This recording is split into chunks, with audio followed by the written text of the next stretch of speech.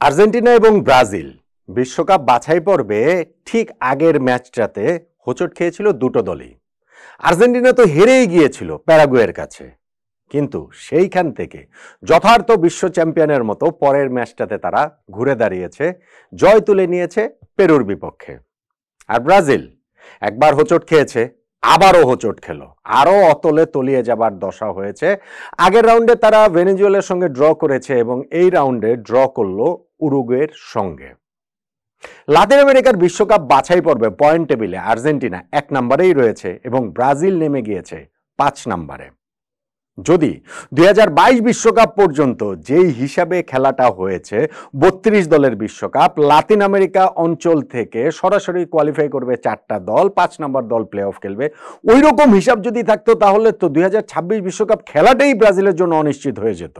তাদের জন্য আশীর্বাদ হয়ে এসেছে যে 2026 ওয়ার্ল্ড কাপ খেলাটা হবে 48 দলের। সেখানতে এই লাতিন আমেরিকার 10টা দলের মধ্যে 6টা দল সরাসরি কোয়ালিফাই করবে, 7 নম্বর দলও প্লে অফ খেলার সুযোগ পাবে। ফলে ব্রাজিলের আগামী ওয়ার্ল্ড কাপ খেলাটা যে বিরাট সংশয়ের মধ্যে পড়ে গেছে সেইটা বলার উপায় নেই। কিন্তু ভাই, ব্রাজিল বিশ্বকাপে যারা সর্বোচ্চ 5 বারের শিরোপাধারী, তাদের যদি এখন হিসাব হয় যে ওয়ার্ল্ড কাপে কোয়ালিফাই করাটাই একটা বিরাট ব্যাপার, তাতেই বোঝা যায় ব্রাজিলিয়ান ফুটবলটা এখন কোথায় রয়েছে। আর্জেন্টিনা ঘুরে দাঁড়ায় আর ব্রাজিল আরো অতলে তলিয়ে যায়। দেখুন, আর্জেন্টিনার এই ম্যাচটাতে ঘুরে দাঁড়ানোর একটা উপলক্ষ ছিলই। আগের রাউন্ডে যে কথা বলছিলাম যে তারা পিছিয়ে পড়েছিল, হেরে গিয়েছিল ইনফ্যাক্ট প্যারাগুয়ের কাছে, এখন পেরুর বিপক্ষে এই ম্যাচটাতে না জিতলেই নয়। আগের রাউন্ডটায় তারা খুব একটা ভালো খেলেনি, এই ম্যাচেও যে আর্জেন্টিনা স্পেশালি ফার্স্ট হাফে ভালো খেলেছে তা নয়। লিওনেল মেসিকে বেশ নিষ্প্রভই লাগছিল গত ম্যাচের মতোই, কিন্তু সেকেন্ড হাফে গিয়ে একটা ম্যাজিক্যাল মোমেন্টে পুরো ম্যাচটা আসলে ডিসাইড হয়ে যায়। ম্যাজিক্যাল মোমেন্টটা কি? যথারীতি সেইটার উৎস হচ্ছে মেসি। তিনি হচ্ছে গিয়ে বল পেয়ে কয়েকজনের ভেতর থেকে, স্পেশালি লাস্টে যখন তিনি পাসটা বাড়ালেন লাউতারো মার্টিনেজের উদ্দেশ্যে, তখন 3 জন পেরুর ডিফেন্ডার তাকে ঘিরে রেখেছে এবং এর মধ্যে থেকে তিনি বলটা বের করে দিয়েছেন। এইটা আসলে আমরা গত 20 বছরে এত এত দেখে অভ্যস্ত, এখন আর খুব একটা অবাক হতে হয় না, কিন্তু অ্যাসিস্টটা আসলে ম্যাজিক্যাল ছিল।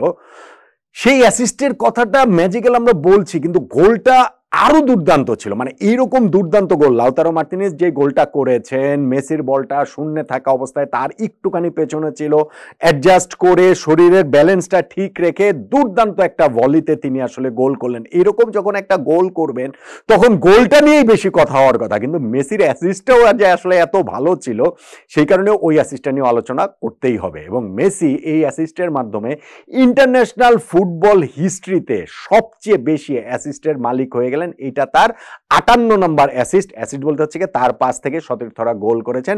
যুক্তরাষ্ট্রের লন্ডন ডনোভান, তারও হচ্ছে কি 58টা অ্যাসিস্ট রয়েছে, সেইটার সঙ্গে এখন মেসি যুগ্মভাবে শীর্ষে উঠে গেলেন। আর হচ্ছে গিয়ে সেটাকে ছাড়িয়ে যত অবভিয়াসলি এটা কেবলমাত্র সময়ের ব্যাপারই।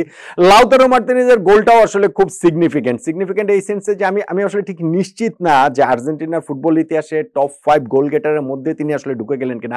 আমি বিবিসির রেকর্ডটা দেখছিলাম, বিবিসির রিপোর্টটা ইনফ্যাক্ট দেখছিলাম, সেইখানটাতে তারা বলছে যে দিয়েগো ম্যারাডোনার সঙ্গে এখন 32 গোল নিয়ে লাউতারো মার্টিনেজ যুগ্মভাবে মানে ওইখানটাতে 5 নম্বরে চলে এসেছেন। কিন্তু আমি আবার অন্যান্য জায়গায় দেখছিলাম যে ম্যারাডোনার গোল সংখ্যা এর চেয়ে বেশি, 34টা। সেটা যেটাই হোক না কেন, লাউতারো কিন্তু আর্জেন্টাইন ফুটবল দর্শকদের চোখে একটা ভিলেনি হয়েছিলেন গত ওয়ার্ল্ড কাপের আসলে পারফরমেন্সের কারণে। তাকে আসলে নতুন গঞ্জালো হিগুয়েইন নাম পর্যন্ত দিয়ে দেওয়া হয়েছিল, কিন্তু লাউতারো সেইটা কিন্তু আসলে পুষিয়ে দিচ্ছেন এরপর থেকে। গত কোপা আমেরিকাতে দুর্দান্ত তিনি খেলেছেন, সেইখানটাতে টপ মানে স্কোরার তিনি হয়েছিলেন, এরপরও তিনি দারুণ খেলছেন। এই ম্যাচেও তিনি আসলে অসাধারণ একটা গোল পেয়েছেন ইন্টার মিলানের এই ফরওয়ার্ড। আর্জেন্টিনা এরপরেও যে আসলে খুব ক্লিয়ার কাট অপরচুনিটি ক্রিয়েট করতে পেরেছে তা নয়, আবার তাদের ডিফেন্সকেও যে খুব চাপের মধ্যে পড়তে হয়েছে তা নয়, মোটামুটি কমফোর্টেবল একটা ভিক্টরি কিন্তু তারা পেয়ে গিয়েছে। এবং আগের ম্যাচটাতে হেরে যাওয়ার পর এই জয়টা আর্জেন্টিনার জন্য আসলে ভীষণ রকম প্রয়োজনীয় ছিল।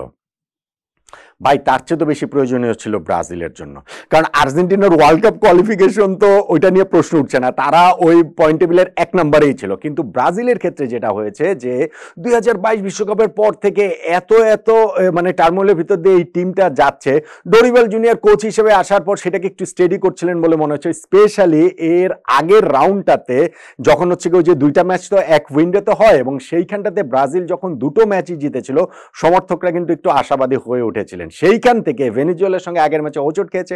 ফলে উরুগুয়ের বিপক্ষে এই ম্যাচে কিন্তু তাদের আবার একটা ঘুরে দাঁড়ানোর উপলক্ষ ব্রাজিলের সামনে ছিল। সেটা কি ব্রাজিল করতে পেরেছে? ব্রাজিল করতে পারেনি। সেটা কি ডরিবেল জুনিয়র তার টিমের ট্যাকটিক্স দিয়ে করতে পেরেছেন? ডরিবেল জুনিয়র করতে পারেননি। সেটা কি ভিনিসিয়াস জুনিয়র করতে পেরেছেন? তিনিও সেটা করতে পারেননি। ভিনিসিয়াস আসলে একটা এনিগমা বলতে হচ্ছে গিয়ে যে রিয়াল মাদ্রিদের জার্সি গায়ে তিনি এত দুর্দান্ত, আর ব্রাজিলের জার্সি গায়ে তিনি ঠিক ততটাই বিবর্ণ। যেটা আমি বলছিলাম আগের রাউন্ড শেষেও, যে ব্রাজিলের হয়ে 5 বছর খেলে তার ইন্টারন্যাশনাল ফুটবলে গোল মাত্র 5টা, এবং এই ম্যাচটা তো হ্যাঁ তার অনেকগুলা রান রয়েছে, অনেকগুলা কাটব্যাক রয়েছে, কিন্তু শেষ পর্যন্ত গিয়ে সেই ফাইনাল পাসটাও যেমন দিতে পারেননি, ঠিক তেমনি ভাবে ফাইনাল টাচটাও তিনি দিতে পারেননি। গোলের মতো করে কয়েকটা হাফ চান্স শুধুমাত্র ক্রিয়েট করেছিলেন। সো ব্রাজিলের আসলে খুবই একটা কি বলা চলে আনইমপ্রেসিভ আরো একটা ম্যাচ আসলে ব্রাজিল খেললো, এবং সেইখানটাতে উরুগুয়ের সঙ্গে তারা আসলে ড্র করেছে।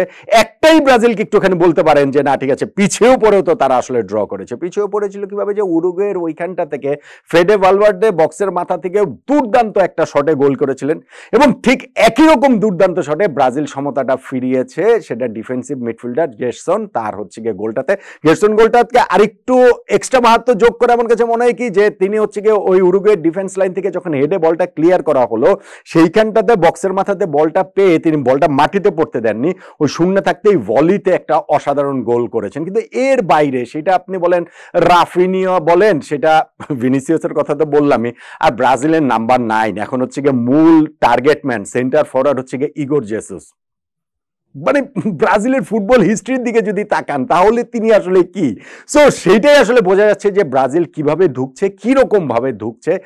দু একটা ম্যাচে একটু ভালো খেলার মানে একটু আশাবাদ দেখালো, শেষ পর্যন্ত গিয়ে ওইটা খুব বেশি দীর্ঘস্থায়িত্ব মানে স্থায়িত্ব পাচ্ছে না আশাবাদটা।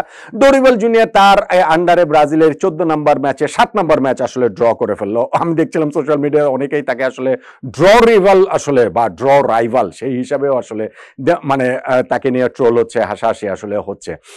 সো আর্জেন্টিনা এই ম্যাচটা জিতার পরে আপনি দেখেন তারা পয়েন্ট টেবিলের ওইখানটা থেকে তারা 12 ম্যাচ শেষ হয়ে গেছে, কিন্তু লাতিন আমেরিকা অঞ্চলে প্রত্যেকটা দল, এখানে 10টা দেশ রয়েছে, প্রত্যেকের সঙ্গে একটা করে ম্যাচ খেলবে হোম এন্ড অ্যাওয়েতে, অর্থাৎ 9টা প্রতিপক্ষের বিপক্ষে খেলবে, 9 দুগুণে 18টা করে ম্যাচ খেলবে, এর মধ্যে 12টা করে ম্যাচ শেষ, অর্থাৎ 3 ভাগের 2 ভাগ কিন্তু হয়ে গিয়েছে, এবং সেই 3 ভাগের 2 ভাগ শেষে 12 ম্যাচ শেষে হচ্ছে গিয়ে 25 পয়েন্ট নিয়ে আর্জেন্টিনা কমফোর্টেবলি পয়েন্ট টেবিলের 1 নম্বরে রয়েছে। সেকেন্ডে রয়েছে উরুগুয়ে 20 পয়েন্ট নিয়ে ব্রাজিলের সঙ্গে এই ড্র করার পর। 3 এবং 4 নম্বরে সমান 19 পয়েন্ট নিয়ে এখানে রয়েছে ইকুয়েডর ও কলম্বিয়া। ব্রাজিল 18 পয়েন্ট নিয়ে রয়েছে 5 নম্বরে। ব্রাজিল এই 12টা ম্যাচ অর্থাৎ 3 বারং 36 পয়েন্টের খেলায় 18 পয়েন্ট মাত্র পেয়েছে, মাত্র 50% পয়েন্ট ব্রাজিল অ্যাচিভ করতে পেরেছে, এবং ঠিক তাদের এক ধাপ পেছনে 17 পয়েন্ট নিয়েই কিন্তু প্যারাগুয়ে রয়েছে 6 নম্বরে। সো ব্রাজিল যে একেবারে আউট অফ ডেঞ্জার ব্যাপারটা আসলে সেরকম ভাবে বলা যাবে না, কিন্তু আমরা এটা বলতে পারি যে হ্যাঁ, যদি আগের নিয়ম থাকতো 2022 ওয়ার্ল্ড কাপ পর্যন্ত যেরকম হচ্ছে 32টা দেশের ওয়ার্ল্ড কাপ এই লাতিন অঞ্চল থেকে হচ্ছে গিয়ে সরাসরি 4টা দেশ কোয়ালিফাই করবে, তাহলে এই ব্রাজিলের জন্য অন্ততপক্ষে সরাসরি কোয়ালিফাই করাটা আসলে খুব টাফ হয়ে যেত। এখন যেহেতু 48 দলের বিশ্বকাপ 2026 হবে এবং এখান থেকে 6টা দেশ সরাসরি কোয়ালিফাই করবে, ব্রাজিল শেষ পর্যন্ত গিয়ে সেটা হয়তো পারবে, কিন্তু তাদের এমন ইন্সপায়ারিং পারফরমেন্স ম্যাচের পর ম্যাচ যেটা দেখা যাচ্ছে, তাতে কোয়ালিফাই করা পর্যন্তই প্রবাবলি তাদেরকে আসলে সন্তুষ্ট থাকতে হবে।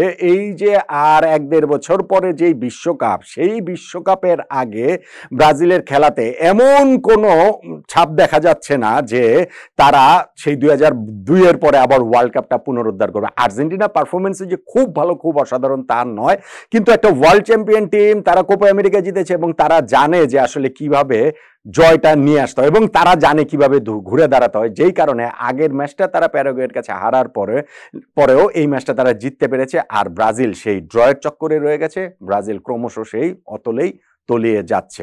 ওয়ার্ল্ড কাপে কোয়ালিফাই করাটা হয়তো প্রবলেম হবে না, কিন্তু এই ব্রাজিলকে নিয়ে বড় কোনো আশা করা, বড় কোনো স্বপ্ন দেখা, বিশ্বকাপ পুনরুদ্ধারের স্বপ্ন দেখাটা বাড়াবাড়ি এইটা বোধহয় বলাই যায়, নয় কি?